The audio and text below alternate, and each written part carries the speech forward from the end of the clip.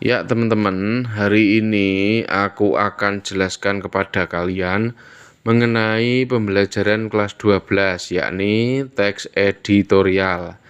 Nah teman-teman, kalau kita bicara mengenai teks editorial, dia bisa saja disebut sebagai tajuk rencana.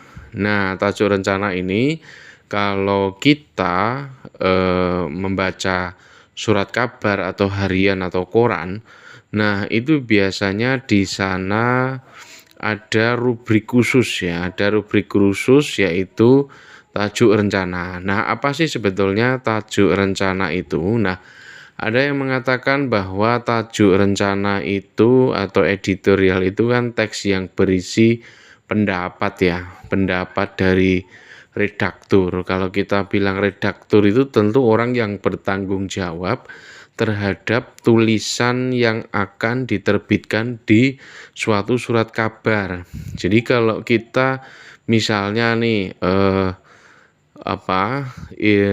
institusi atau kantor surat kabar tersebut misalnya memiliki pandangan tertentu terkait suatu fenomena, maka mereka biasanya akan memberikan pendapat gitu ya. Nah, tulisan yang berisi pendapat mereka itu bisa kita katakan sebagai teks editorial.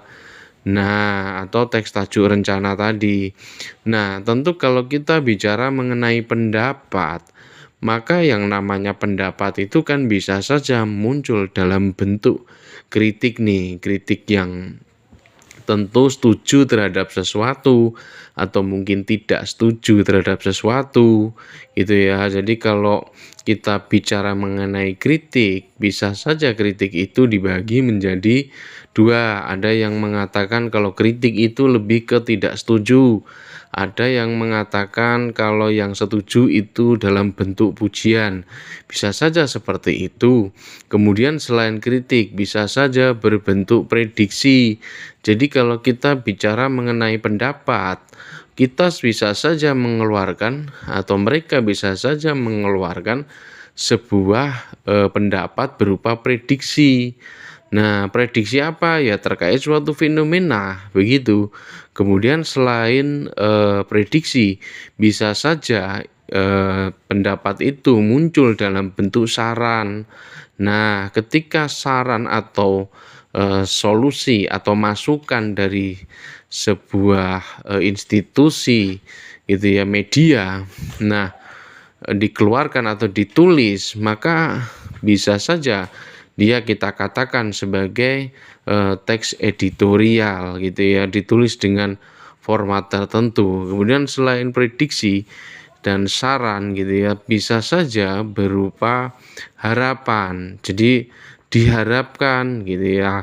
Biasanya muncul kata seperti diharapkan gitu untuk menandai bahwa dia itu sebetulnya sebuah pendapat gitu ya. Nah, itu tadi teman-teman tentang memahami editorial atau yang sering disebut dengan tajuk rencana gitu ya. Jadi